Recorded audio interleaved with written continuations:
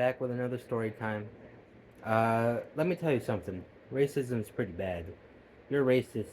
That's pretty bad, you know. I come from a little bit down from under myself, you know, a little bit from the border, and I have a little bit from Poland, you know, just little parts of me.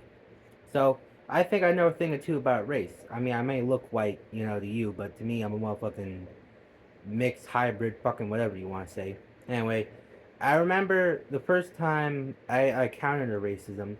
It was we had these people move into our house. There was three people. There was a father, a mother, and a daughter. Daughter was a little crazy. I mean, she was like threaten herself if you want to play with her, or just like in general be like a little stingy or something. She had a bit of problems, but of course everyone does. Her mother and father weren't bad. They were just kind of like, you know, rednecking, beer drinking, gay looking, some bitch Americans made in red. So I liked them. They were alright. Uh, One day we're just chilling around the house, you know. All of a sudden, they look at me and my brother, who were kids, and they go, "Hey, you guys want to go knocking?" But replace that silence with the N word, with the hard R. And you can see as a little kid, you don't know what words are, so you just think, oh, well, it's a little jingle. Oh, let me go down and play it. And basically, it was just ding dong ditching, but only for black people. I don't know how they knew all the black people around the neighborhood.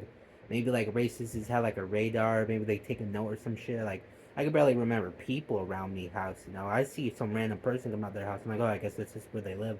Racist people just have like telescopes or some shit.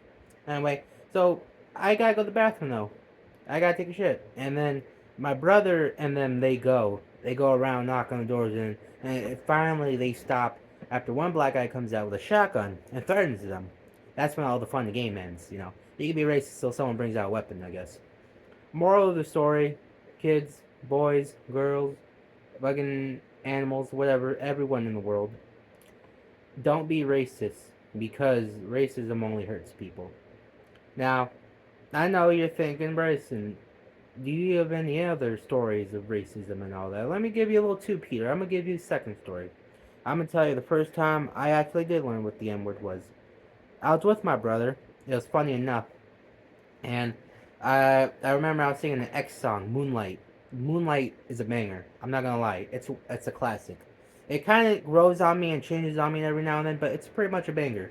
And I was listening to it and I was singing the lyrics in the kitchen. I was like, Spotlight, Moonlight, and I said the word. I said the entire song, and I was just like 8. You know, I was just like a little kid, and I said that to my brother. My brother goes, "Hey, don't say that word." And I was like, "What do you mean?" He said, "That's a bad word." Who's it bad to? Black people. I was like, "I don't have a problem with black people. I love black people." He goes, "Then don't say that word." I'm like, "All right, fine, I won't say it." And that was pretty much it.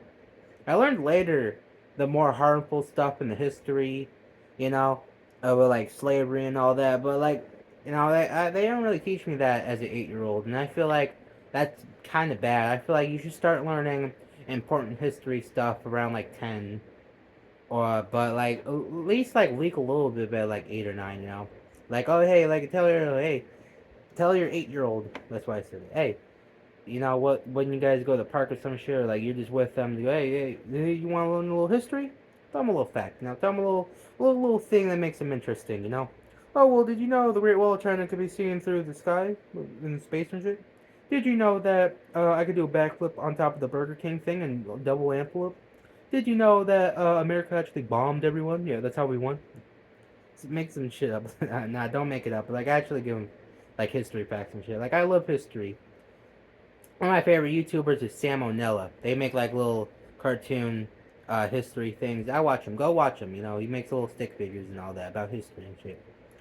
But the one thing I did never really understand, which was why Jews were always so hated. You know, like I know this is a bit of a rant, but like I ain't got no problem with them. You know, I never really had a lot of contact with Jews. I mean I met them a couple times, but I never really like went inside their house and had their like in food or anything. You know, I never like broke a glass with my foot at a wedding or anything. You know, so I'll be honest with you. I don't know a lot of people. I know many people. I don't know a lot of people though, right?